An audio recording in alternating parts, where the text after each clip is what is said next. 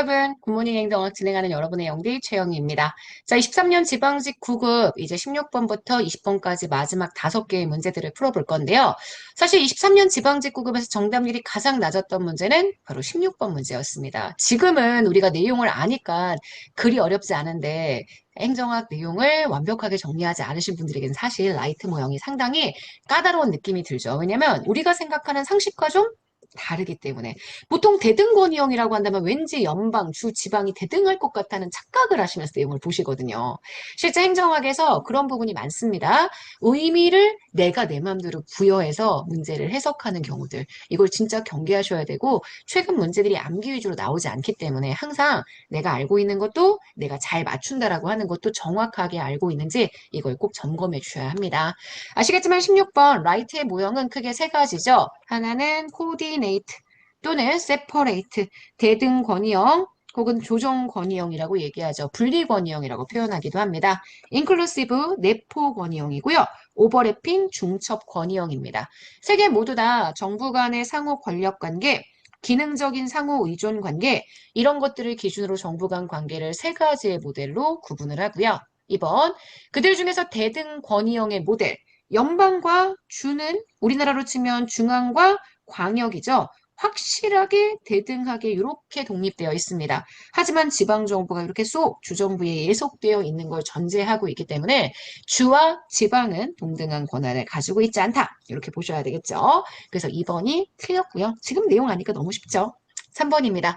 내포 권위형은 완전히 수식적인 포함 관계죠. 그래서 연방이 있고 그 연방보다 더 안에 주가 있고 그보다 더 안에 지방이 있고 이런 식의 수직적인 내포 관계를 설명하게 됩니다. 3번 맞는 선지고요. 4번 중첩 건잉은 오버래핑이죠. 이렇게 오버래핑 서로가 겹쳐지는 영역, 독립적인 영역 따로 존재하기 때문에 연방, 주, 지방이 상호 독립적인 실체로 존재하지만 이들의 관계가 실제 협력적으로도 중첩되는 부분이 있다. 이렇게 정리해 주셔야 합니다. 자, 16번의 정답이 되는 건 그래서 2번입니다. 자, 17번.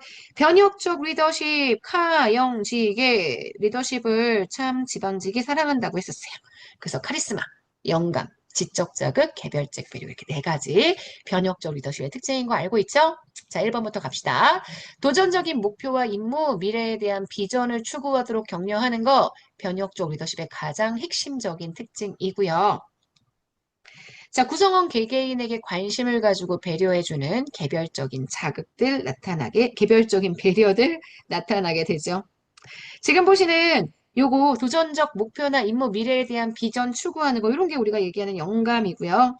새로운 관점에서 문제를 재구성하고 해결책을 찾도록 자극하는 게 지적인 자극이 됩니다.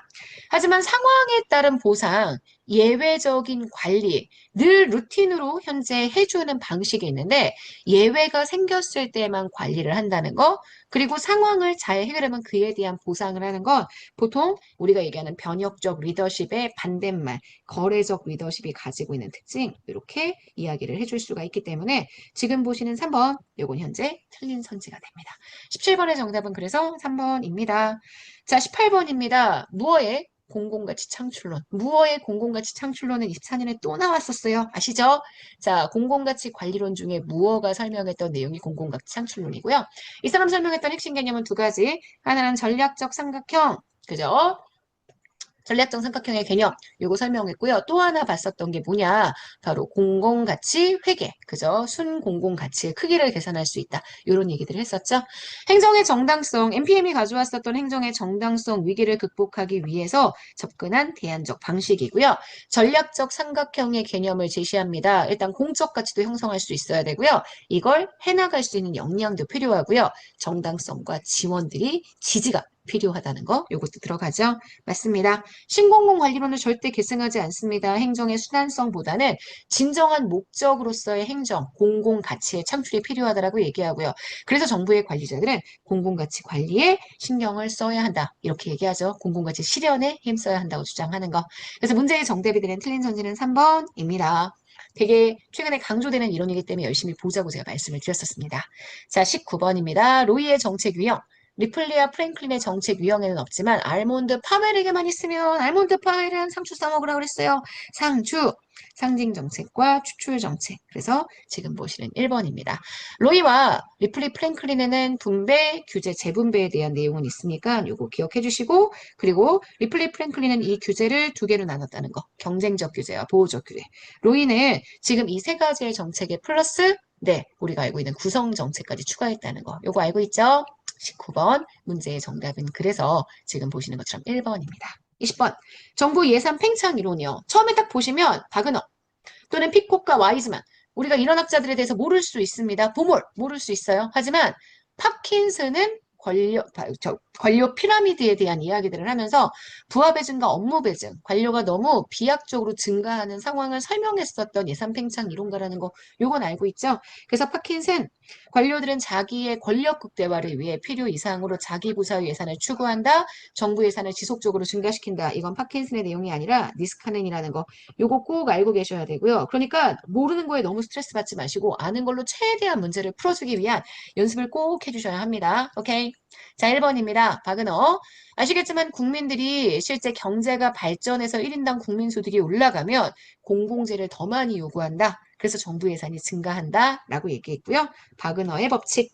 피코카 와이즈만은 아시겠지만 전이 효과 뭐 이런 거 설명하면서 전쟁과 같이 사회적 변동, 선쟁과 같은 정말 정부 예산이 엄청 많이 쓰이는 사회적 변동이 발생을 했다면 그 변동이 끝난 다음에는 정부 지출이 줄어들어야 되는데 공공 지출이 절대 그 이전의 수준으로 돌아가지 않는다. 이게 예산 팽창의 원인이다. 이렇게 얘기를 하죠. 보몰 효과 아시죠? 정부 부문은 노동집약적인 산업인데 이 노동이 가장 임금이 올라가도 노동에 대한 비용이 증가해도 생산성이 커지지 않는 그러한 네, 생산 요소입니다.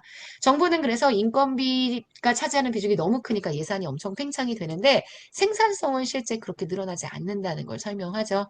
그래서 지금 보시는 3번 보몰병 역시 정부 부문의 노동 집약적인 산업 특성으로 인해서 나타나게 되는 예산 팽창을 설명하는 내용입니다. 3번 맞는 선지죠.